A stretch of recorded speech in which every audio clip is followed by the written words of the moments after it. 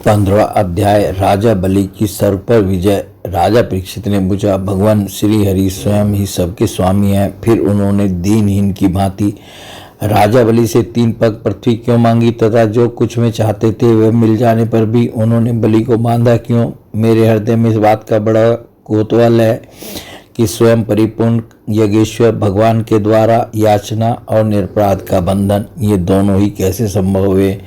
हम लोग यह जानना चाहते हैं। श्री सुखदेव जी ने कहा, परीक्षित, जब इंद्र ने बलि को पराजित करके उनकी संपत्ति छीन ली और उनके प्राण भी ले लिए, तब भृगुनंदन शुक्राचार्य ने उन्हें अपनी संजीवनी विद्या से जीवित कर दिया। इस पर शुक्राचार्य जी के शिष्य महात्मा बलि ने अपना सर्वस्व उनके चरणों पर चढ़ा दिया और वे तन मन से गुरु जी के साथ ही समस्त भृगुवंशी ब्राह्मणों की सेवा करने लगे। इससे प्रभावशाली भृगुवंशी ब्राह्मण उन पर बहुत प्रसन्न हुए।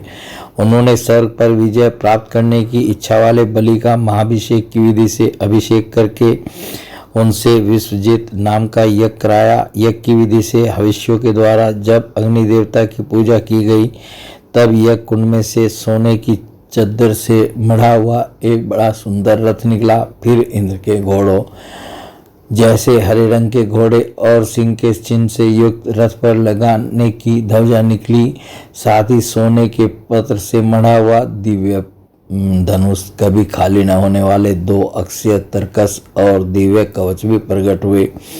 दादा प्रहलाद जी ने उन्हें एक ऐसी माला दी जिसके फूल कभी कुमलाते न थे, तथा शुक्राचार्य ने एक संग दिया। इस प्रकार ब्राह्मणों की कृपा से युद्ध की सामग्री प्राप्त करके उनके द्वारा स्वस्ति वाचन हो जाने पर राजा बलि ने उन ब्राह्मणों की प्रदक्षिणा की और नमस्कार किया। इसके बाद उन्होंने प्रहलाद जी से संभाषण करके उनके चरणों में नमस्कार किया। फिर वे भृगुवंशी ब्राह्मणों के दिए हुए दिव्य रथ पर सवार हुए।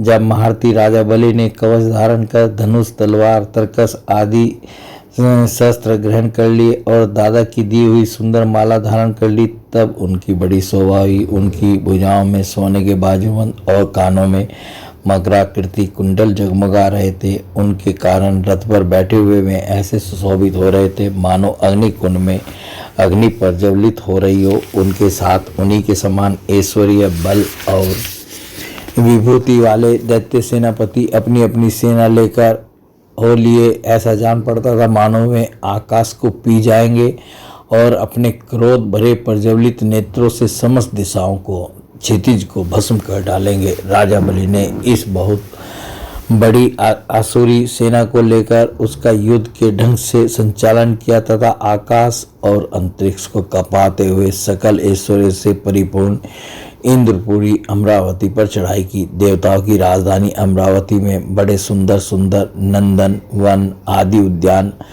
और उपवन है। उन उद्यानों तथा उपवनों में पक्षियों के जोड़े चहकते रहते हैं। मधुलोभी भौरे मतवाले होकर गुनगुनाते रहते हैं। लाल लाल नए नए पत्तों, फूल, फलों और पुष्पों से कलवृक्षों की शाखाएं लदी रहती हैं।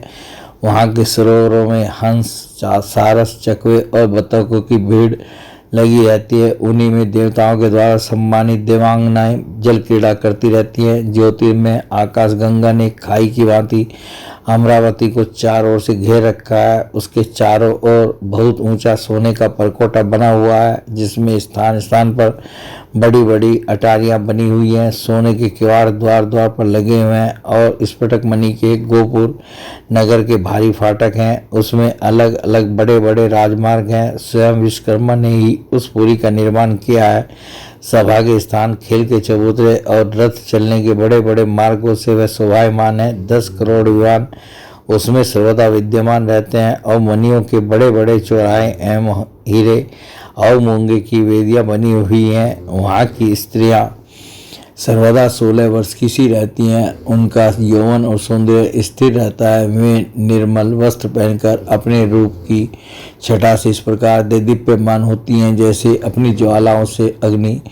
देवांगनाओं के जोड़े से गिरे हुए नवीन सुगंधित पुष्पों की सुगंध लेकर वहाँ के मार्गों में मंद मंद हवा चलती रहती है।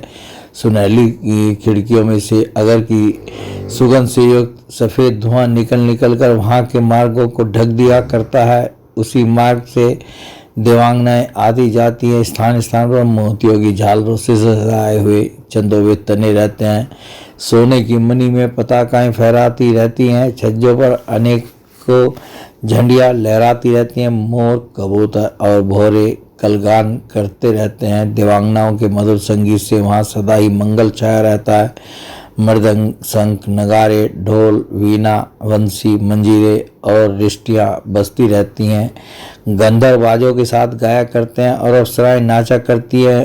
इनमें अमरावती इतनी मनोहर जान पड़ती है मानो उसने अपनी छटा से छटा की अधिष्ठात्री देवी को भी जीत लिया है। उस पुरी में अधर्मी, दुष्ट, जीवद्रोही, ठग, मानी, कामी और लोभी नहीं जा सकते। जो इन दोषों से रहित हैं वे ही वहां जाते हैं। असुरों की सेना के स्वामी राजा बलि ने अपनी बहुत बड़ी सेना से बाहर की ओर सब ओर से अमरावती को घेर लिया और इंद्र पत्नियों के हृदय में भय का संचार करते हुए उन्होंने शुक्राचार्य जी के दिए हुए महान शंख को बजाया। उस शंख की ध्वनि सर्वत्र फैल गई। इंद्र ने देखा कि बलि ने युद्ध की बहुत बड़ी तैयारी की है, अतः सब देवताओं के साथ में अपने गुरु बृहस्पति जी के पास गए और उनसे बोले, भगवान, मेरे पुराने शत्रु बलि ने इस बार युद्ध की बहुत बड़ी तैयारी की है। मुझे ऐसा जान पड़ता है कि हम लोग उनका सामना नहीं कर सकेंगे। पता नहीं किस शक्ति से